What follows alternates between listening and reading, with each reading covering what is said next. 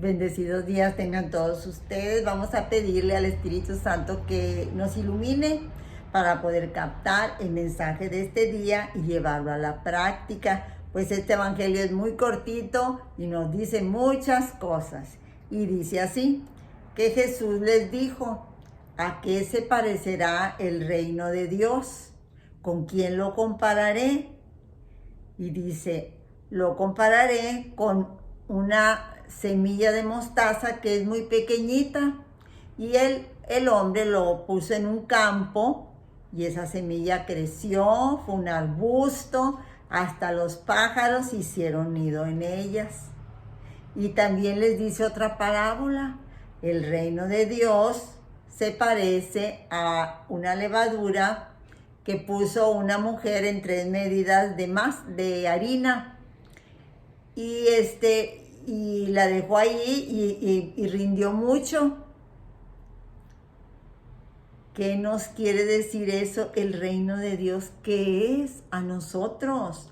Para nosotros, ¿qué es el reino de Dios? El reino de Dios es Dios mismo.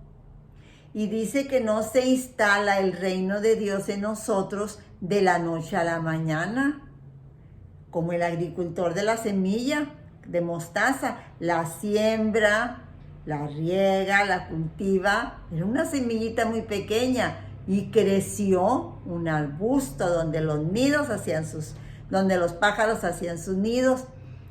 Nosotros, para empezar, hay que empezar ya a vivir una vida en gracia, con una buena confesión, acercándonos a Dios para vivir plenamente felices desde aquí de la tierra, para tener un lugar muy especial cerca de ese Dios maravilloso que nos está esperando en el cielo. Pero si no tenemos la gracia, no podemos llegar a Jesús. Necesitamos esa gracia de Dios para hacer todas las cosas, para ofrecerle todo lo que hagamos desde la mañana, el todo por ti, Señor. De todo lo que hagamos sea ofrecido a nuestro Señor. Y Él, viendo el esfuerzo que hacemos, nuestro casi nada, pues Él va a poner todo lo demás. Y nos va a dar más ganas de hacer las cosas y nos va a dar más deseo de prosperar en su palabra, de asistir a la Eucaristía, de comulgarlo, de confesarnos, de rezar el rosario, de hacer tantas cosas que podemos hacer para instaurar el reino de Dios en nosotros. Si nosotros tenemos a Dios dentro de nosotros, porque desde nuestro bautismo la Santísima Trinidad, Padre, Hijo y Espíritu Santo, hicieron morada en nosotros. Entonces nosotros estamos poseídos por Dios, pero no nos damos cuenta. Necesitamos leer la Biblia, necesitamos documentarnos, necesitamos meternos a grupos para que nos enseñen las cosas de Dios, para que la vida sea más llevadera. No podemos vivir una vida como si fuéramos animalitos. Dios nos dio razón para que nosotros aprendiéramos su palabra y la pusiéramos en práctica, que es lo principal, porque hay personas que saben mucho y no ponen en práctica nada de lo que saben. Hay que leer la palabra de Dios y ponerla en práctica y ser como esa semillita de mostaza que crece tan grande que hasta los pájaros hacen su morada en ella. Tenemos nosotros que preocuparnos y ocuparnos de las cosas de Dios, que es lo que nos manda la Santa Madre Iglesia, pues que nosotros nos acerquemos a Dios, que cumplamos sacramentos y mandamientos para poder estar cerca de Dios y disfrutar enormemente todas las cosas que nos pasan.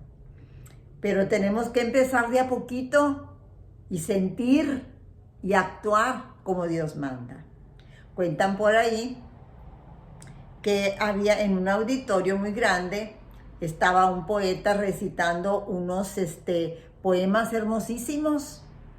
Y por ahí dentro del público le grita uno, a ver, si eres tan bueno, ¿por qué no recitas el Salmo 22? Y entonces el poeta dijo, claro que sí, sí lo digo, pero también que lo diga un sacerdote. Y entonces ahí estaba un sacerdote y dijo, sí, que estaba bien. Y entonces este señor empezó a declamar el Salmo 22. Y lo dijo también, lo declamó también, que toda la gente cuando terminó le aplaudieron bastante.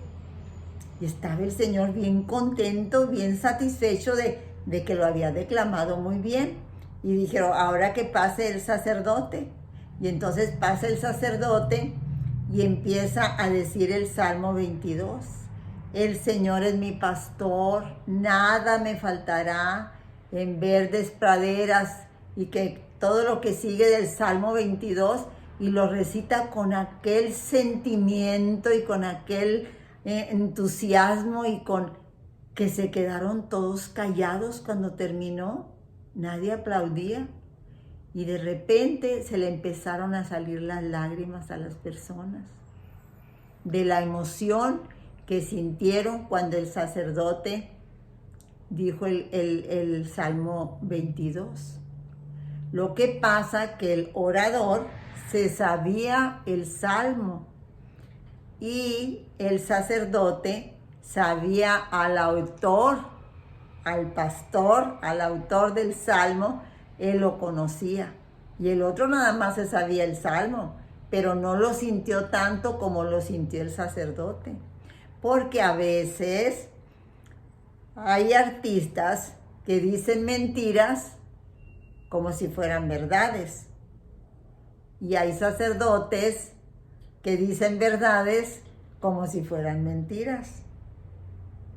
Hay que pedir mucho por los sacerdotes para que sean congruentes lo que dicen con lo que hacen.